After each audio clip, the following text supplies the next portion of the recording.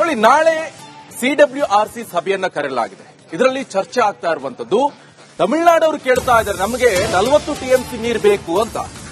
ನಾಳೆ ಈ ಹಿನ್ನೆಲೆಯಲ್ಲಿ ಕಾವೇರಿ ವಾಟರ್ ರೆಗ್ಯುಲೇಷನ್ ಕಮಿಷನರ್ ಸಭೆಯದು CWRC ಕಾವೇರಿ ನೀರಿನ ಹಂಚಿಕೆ ಕುರಿತು ಮಹತ್ವದ ಚರ್ಚೆ. ತಮಿಳುನಾಡಿನಿಂದ 40 TMC ನೀರಿಗೆ ಬೇಡಿಕೆ ಸಾಧ್ಯತೆ.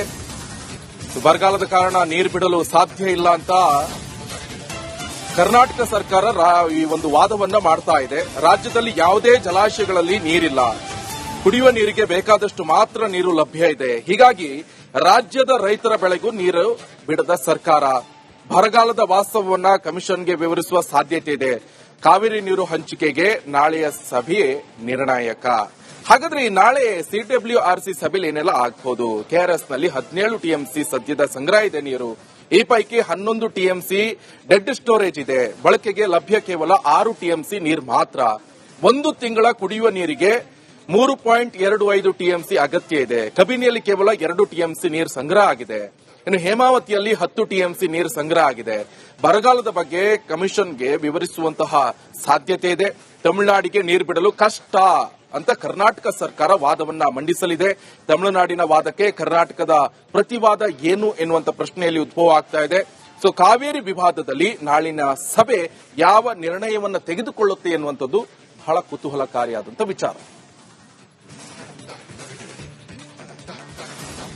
ಸದ್ಯ ಈಗಾಗಲೇ ಗಮನಿಸ್ತಾ ಇರಬಹುದು, ಮಂಡ್ಯದಲ್ಲೂ ಕೂಡ ಅದೇ ವಾದವನ್ನ ಮಾಡ್ತಾ ಇದ್ರು ರೈತರು. ನಾಲೆಗಳಿಗೆ ನೀರು ಹರಿಸಿ ಅಂತ ಕೇಳ್ತಾ ಇದ್ದಾರೆ. ಈ ಬಗ್ಗೆ ಮಾಹಿತಿ ಕೊಡ್ತಾರೆ ನನ್ನ ಕಲೀಗ್ ಚರಣ್, ನೇರ ಸಂಪರ್ಕದಲ್ಲಿ ಜಾಯ್ನ್ ಆಗಿದ್ದಾರೆ. ಚರಣ್, ಸದ್ಯ ಈಗ ನಾಳೆ CWRC ಸಭೆಯನ್ನ ಕರೆಯಲಾಗಿದೆ. ಇದರಲ್ಲಿ ಏನೇನು ಚರ್ಚೆ ಆಗಬಹುದು ಅಂತ. ಅವರು 40 TMC ನೀರು ಕೇಳ್ತಾ ಇದ್ದಾರೆ, ನಮ್ಮಲ್ಲಿ ನೀರಿಲ್ಲ. ಕರ್ನಾಟಕ ಸರ್ಕಾರ ನಾಳೆ ಯಾವ ರೀತಿಯಾದಂತಹ ವಾದ ಮಂಡಿಸಬಹುದು, ಏನೇನಾಗುತ್ತೆ ಎನ್ನುವಂತಹ ಮಾಹಿತಿ.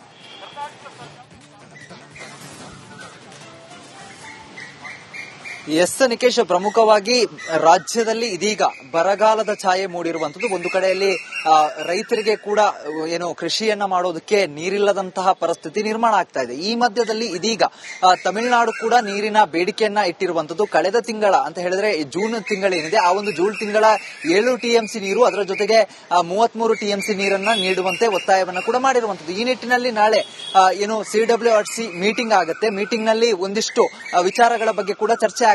ಒಂದು ಕಡೆಯಲ್ಲಿ ತಮಿಳುನಾಡಿನ ಏನು ನಿಗಮಗಳೇನಿದೆ ಅವುಗಳು ನೀರನ್ನ ಬಿಡುವಂತೆ ಒತ್ತಾಯವನ್ನ ಮಾಡಿದ್ರೆ, ಮತ್ತೊಂದು ಕಡೆಯಲ್ಲಿ ಕರ್ನಾಟಕದ ಇಂಜಿನಿಯರ್ಸ್ಗಳು ನಾಳೆ ಸಭೆಯಲ್ಲಿ ಏನು ಭಾಗಿಯಾಗ್ತಾರೆ, ಅವರು ಇಲ್ಲಿನ ವಾಸ್ತವತೆಯನ್ನ ವಿವರಿಸುವಂತಹ ಸಾಧ್ಯತೆಗಳು ಕೂಡ ಇರುವಂತದ್ದು. ಪ್ರಮುಖವಾಗಿ ಒಂದು ಕಡೆಯಲ್ಲಿ ರಾಜ್ಯದ ಜಲಾಶಯಗಳೇನಿದೆ ಆ ಒಂದು ಜಲಾಶಯಗಳಲ್ಲೇ ನೀರಿನ ಕೊರತೆ ಇದೆ. ಒಂದು ಕಡೆಯಲ್ಲಿ KRS ಆಗಿರಬಹುದು, ಕಬಿನಿ ಆಗಿರಬಹುದು, ಹೇಮಾವತಿ ಆಗಿರಬಹುದು.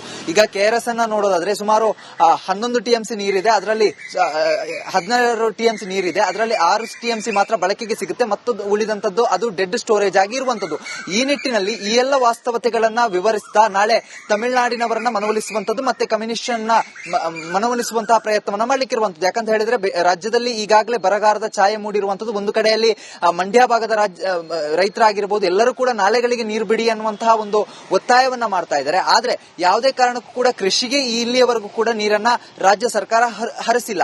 ಇದರ ಮಧ್ಯದಲ್ಲಿ ಇದೀಗ ತಮಿಳುನಾಡು ಸರ್ಕಾರ 40 TMC ನೀರನ್ನ ಕೊಡುವಂತೆ ಒತ್ತಾಯವನ್ನ ಮಾಡ್ತಾ ಇದೆ. ಕಳೆದ ಜೂನ್ ತಿಂಗಳ 7 TMC ನೀರು ಏನಿದೆ ಅದರ ಜೊತೆಗೆ 33 TMC ನೀರನ್ನ ಬಿಡುವಂತೆ ಒತ್ತಾಯವನ್ನ ಮಾಡ್ತಾ ಇರುವಂತದ್ದು.